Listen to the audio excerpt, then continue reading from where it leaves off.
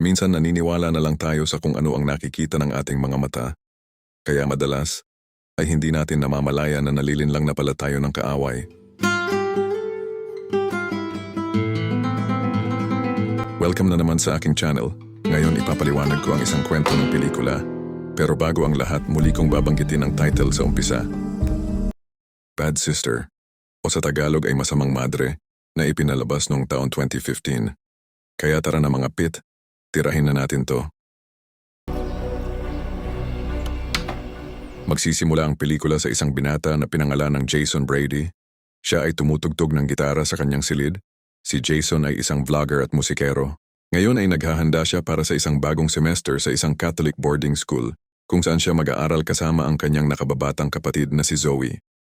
Ang kanilang pagdating sa paaralan ay sinalubong ng mainit na pagtanggap mula kay Sister Rebecca, na punong guro dito sa paaralan. Samantala may isa pang madre ang ipapakita.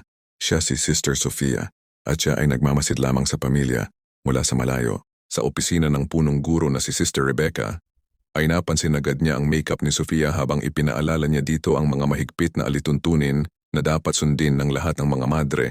Kaya walang pag-aantala ay binigay niya kay Sofia ang tissue at inutusan siyang tanggalin ang kanyang makeup.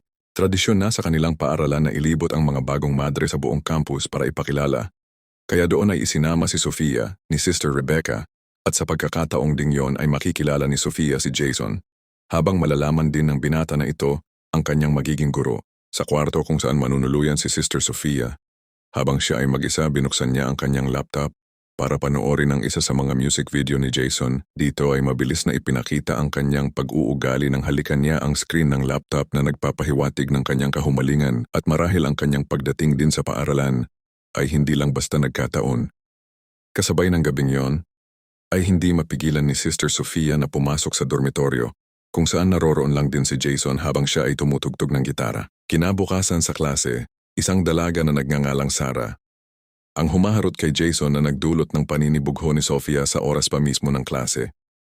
Sinuway sila ni Sister Sophie, ngunit mas tinuon niya ang atensyon sa babae at pinaupo niya ito sa harapan kung saan malayo na siya kay Jason.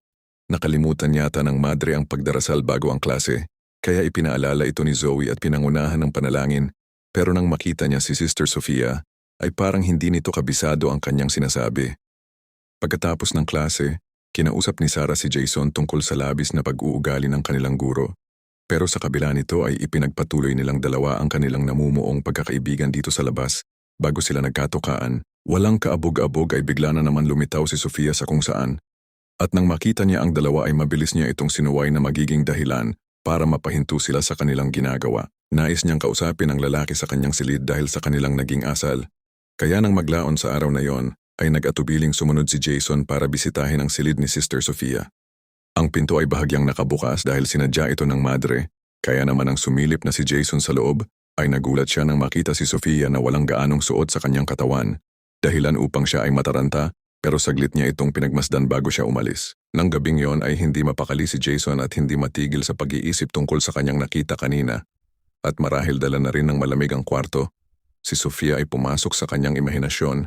Kaya itong si Jason imbis na nagatulog, ay nagalulo na lang sa 10 oras ng gabi. Pansin ni Sofia na nagiging malapit si Sarah kay Jason, na magsasanhi para mas higit pang lumalim ang kanyang mga hindi kanais-nais na plano. Doon sa gitna ng malamig na gabi pumasok siya sa dormitoryo ng mga babae. At nag-iwan ng isang stick na Mary Jane sa libro ni Sarah. Kaya kinabukasan sa klase, nang pinabuklat sa kanila ng kanilang guro na si Sister Sofia ang kanilang aralin, makikita nila ito sa libro ni Sarah. Habang kunwaring walang kaalam-alam itong magaling na madre, at kunwari din siyang nagulat. Sinubukan pang mga tuwiran ni Sarah, subalit wala na rin itong silbi at ipapasuspinde pa siya ng madre sa paglabag ng mga alituntunin ng paaralan. Kasunod ng araw na yon, agad nagkaroon ng inspeksyon sa kwarto ng mga estudyante, habang may nakita namang isang bote ng alak sa ilalim ng kama ni Jason na humantong sa kanyang parusa. Nang himasok si Sister Sofia habang kinakausap itong lalaki at nagmungkahi ng mas mababang parusa para kay Jason upang hindi ito masuspinde at wag nang malaman ng kanyang mga magulang, ngunit ang kapalit ay ang pagpapanatili niya daw dito sa loob ng paaralan sa darating na weekend. Pagkatapos isang flashback ang ipapakita, malalaman natin na si Sofia din pala ang may pakana nito at kasama ito sa kanyang mga plano. Laura ang totoo niyang pangalan. Siya ay isang obsessed at matagal na niyang gusto si Jason. Kaya nang malaman niyang mag-aaral ito sa isang Catholic school, mabilis siyang gumawa ng paraan para mapalapit sa lalaki. Tinambangan niya ang totoong Sister Sofia at nagpanggap bilang ito. Pagkatapos ay minamanipula niya pa ngayon ang sitwasyon para lang makasama niya itong si Jason ng 2 araw dito sa loob ng paaralan. Sa unang araw ay ginugol nga ni Jason ang sarili sa paglilinis sa labas.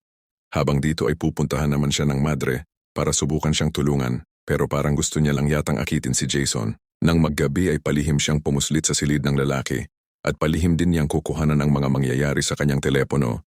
Nagising ang lalaki na may pagtataka dahil naroon na ang madre habang sinusubukan siya nitong. Sa kabila ng kanyang pagtutol, sa huli ay wala na talaga tayong magagawa pag ang palay na ang lumapit sa manok, kaya doon ay nangyari na nga ang dapat mangyari.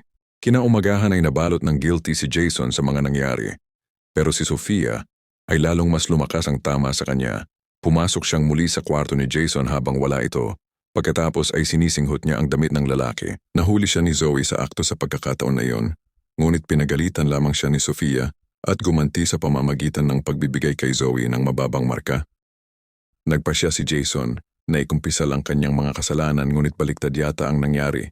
Dahil imbis na ang pari ang nandoon ay si Sister Sophie ang naroroon sa loob ng confession room, kaya doon ay nangyari na naman ang mga pinagbabawal na palabas. Nang sumunod na weekend ay nagkasagutan sila ng kanyang ama, kaya kahit hindi niya naman gawain, ay mapapainom na lang si Jason sa tambayan. Eksakto naman na naroon din si Sarah. Niyaya niya ito sa isang pribadong kwarto ngunit hindi pa man sila nakakapag-umpisa, ay nai-imagine ni Jason si Sister Sofia, kaya minabuti niya na lang umalis. Nakakabitin yun, lalong tumitindi ang selos ni Sofia kay Sarah.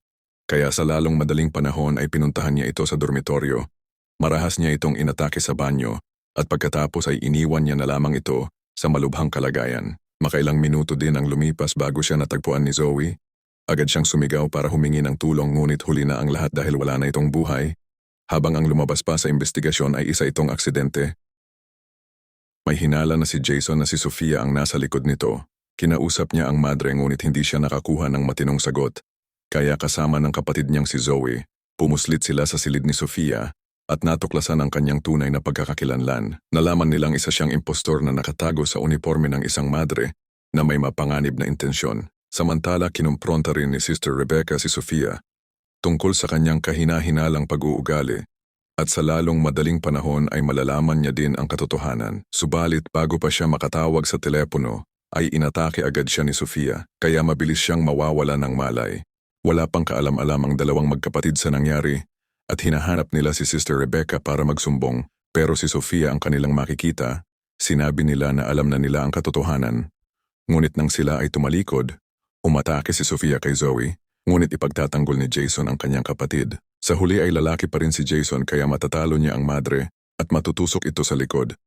Habang dumating na rin si Sister Rebecca na kanina ay walang malay at para sa nalalapit na pagtatapos, ipapakita ang araw ng graduation.